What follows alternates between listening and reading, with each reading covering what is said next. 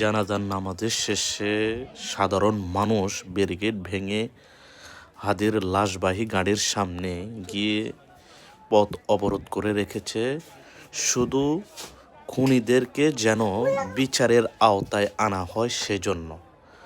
সাধারণ মানুষ কি পরিমাণ ক্ষুব্ধ হলে এমন কাজ করতে পারে, যা আপনারা না দেখলে বিশ্বাস করবেন না।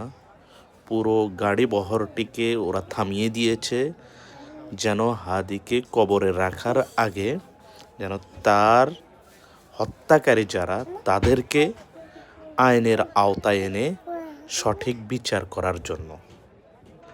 আমজনতার একটাই চাওয়া, এই হাদি মরে নাই। এই হাদি আমাদের মাঝে রয়েছে, আমাদের অন্তরে রয়েছে। আমরা এই হাদিকে লালন করব।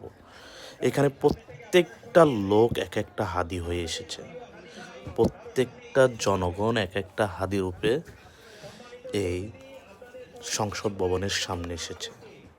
হাদিকে বিদায় দিতে না, হাদিকে অন্তরে লালন পালন করার জন্য এসেছে।